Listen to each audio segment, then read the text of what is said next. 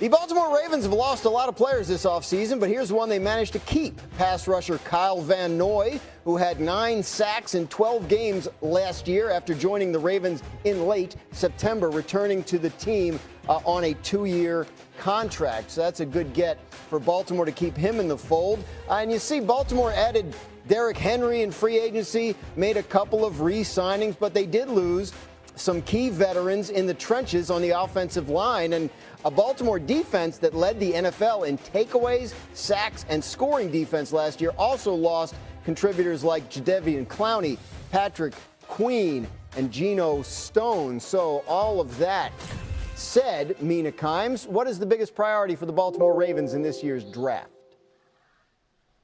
It's the offensive line. The defense did lose some pretty key players. Obviously, keeping Madubuike, who they would give an enormous contract we talked about earlier, was mammoth, and Kyle Van Noy returning is tremendous. He was really, really good for them last year. But offensively, to lose the starters, the number of starters that they did, Moses, Simpson, Zeitler, even though there are replacements in-house, you have Patrick McCarry, he's been a swing tackle for them, Daniel Falele. I still think that is such an area of need for them in the draft. And also, I think where they're picking, there'll be some interesting options available to them. I don't think they need to prioritize interior or offensive tackle, frankly, even with Ronnie Stanley back on a restructured deal and the tackles I mentioned, you still probably want to add depth there. But I think that position is so clearly their biggest need that I would be shocked if they went in another direction. I agree. They're going to hit offensive line in the draft. They have to. But another place they might approach it is something the Ravens do maybe better than anybody else in football, and that's sign free agents after the draft. They love adding veterans over the summer. Yeah. Kyle Van Noy is a recent example. Jadeveon Clowney is an example. And the reason they do that is because they want to avoid triggering the NFL's compensatory pick formula. The Ravens are in line seemingly every single year to earn comp picks. This year is no exception. And if you wait until after June 1st, the players you sign do not count against the compensatory pick formula. So they have some holes up front. Maybe want to add a veteran or two. Look at a player like Andrews Pete, who played left tackle for the Saints last year and could play tackle or guard. Or Mekhi Becton, who was a hot prospect for the Jets before injuries hit him. Maybe he's a development guy for them. Right now, those guys would cost the Ravens a compensatory pick. But if they wait until after June 1st, they're off scot-free. So don't be surprised if the Ravens add some players in the draft, but also bring in a veteran after June 1st. Yeah, receiver Dan is still on the radar for Baltimore. They're looking around. They want a true X receiver for Lamar Jackson. He's never really had that. Somebody on the outside, big, who can win. So it could be an option for them in the first few rounds. They're also looking at some of those mid-tier free agency options. This time last year, I believe they were signing Odell Beckham Jr., right? He's been released. He's still floating out there as a free agent. So actually, that gets me to my next topic. Odell Beckham Jr. and some other free agent wide receivers that are still floating out there. Maybe options for Baltimore. Yeah, let's start with Odell. So Miami Dolphins are trying pretty hard to sign Odell Beckham. They made him, I'm told, at least one contract offer, possibly two. They've been in contact with him and his representatives. They're not quite there yet. There has not been that financial golf bridge. So I'm told Beckham is willing to wait if he has to a little bit. He's done this in the past. Certainly wants to go to the right fit, but there is interest mutually in Miami. And I was told it doesn't count against their comp pick formula for the Dolphins because Odell, it was technically released from Baltimore. So that helps Miami in this case. Tyler Boyd's still out there, really good slot receiver. I'm told several teams have remained interested over the last month or so. But it's just a situation where he's probably going to wait until after the draft, be that May 2nd option for a team who doesn't fill their need in the draft over those first few days. So certainly a Pittsburgh kid, grew up there. Steelers have a need. They haven't really made a hard offer for him yet. Maybe they'll do that. Mina, what do you think about Tyler Boyd and his fit somewhere? Was there one more, Jeremy? Hang on, Mina. Jeremy had one more guy. I'll add this real quick. Marquez Valdez-Scantling. Chargers, I'm told, have some interest. They're looking for like a speed receiver out there. Jacksonville, he lives in that area. They're looking for an extra piece. So he'll have some suitors, could shake out in the next few weeks in a signing. Now, Mina, I would love to know your thoughts on Tyler Boyd. Yeah, very good player. I think it's really about a team where they need that role of slot player. And the Steelers, who Jeremy mentioned, rather make a ton of sense to me after trading Deontay Johnson. You still have George Pickens, who is your, number one, wins outside, wins deep, But whether it's Russell Wilson or Justin Fields, whoever's quarterback is going to need an underneath answer. Boyd's so effective for Cincinnati against two high coverages, someone who can work over the middle of the field, quarterback-friendly target, impressive catch radius at his size. So I think he's a really good player, and yeah, there'd be a little bit of a revenge opportunity there, I guess, in Pittsburgh.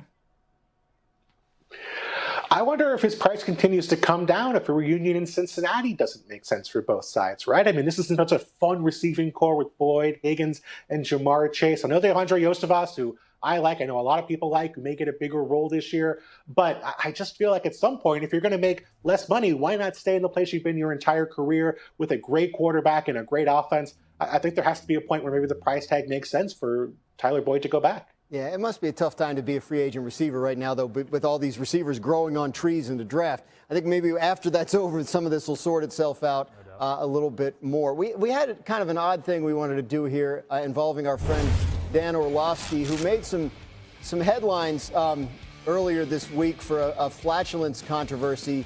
Apparently this resulted in him getting a new sponsorship. Is this what I'm seeing here? Dude wipes.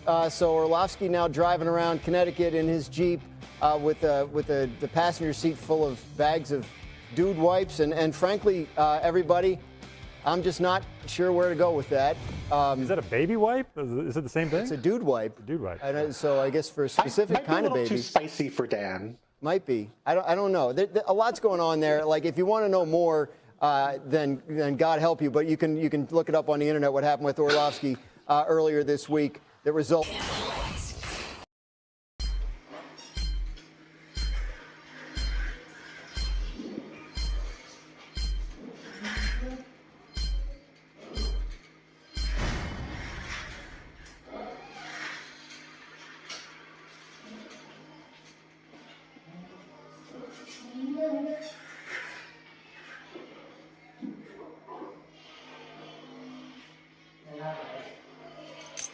Chào mừng đến với Bình Nguyên Vô Tận.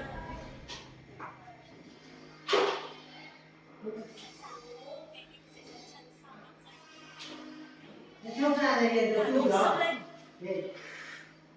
Hả? Nó chưa hả? Em 4 giờ rồi. Hả? 4 giờ rồi.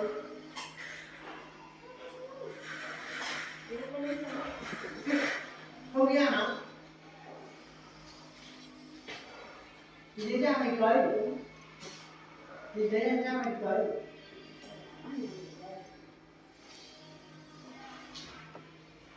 Cưới lên ở đâu?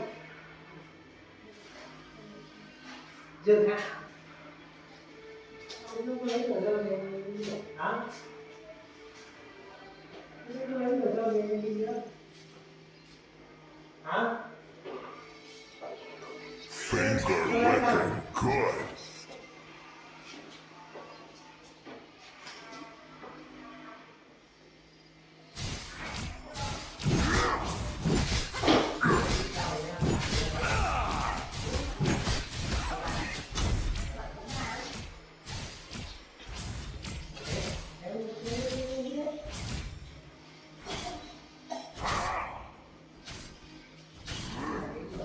The hunger is real.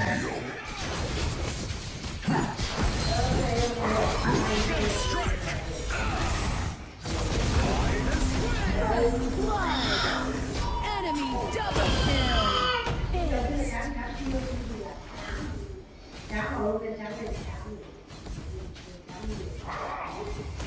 An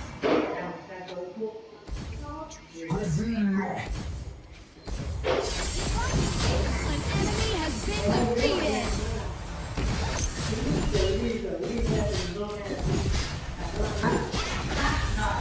Tower has been destroyed.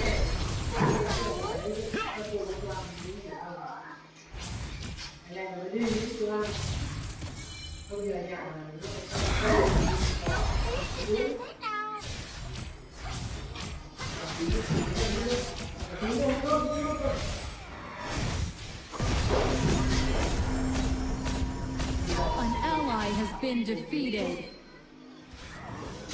Try to feed.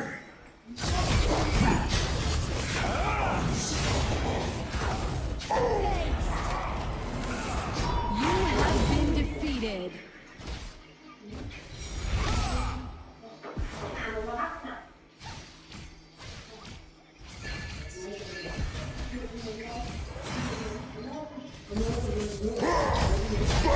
Our base is under attack. An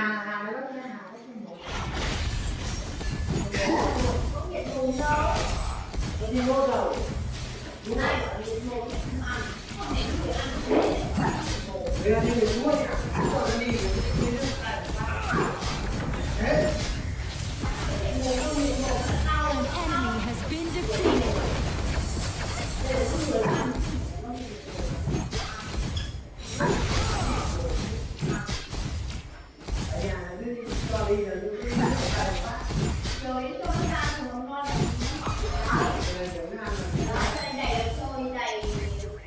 The hunger is real. Enemy has been defeated.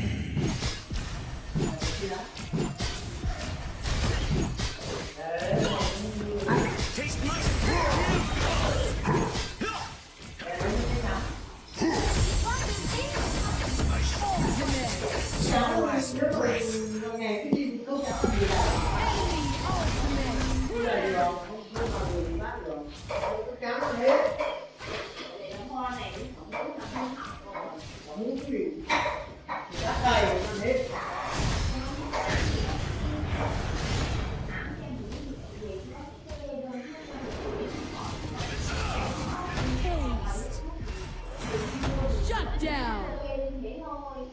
Dos minas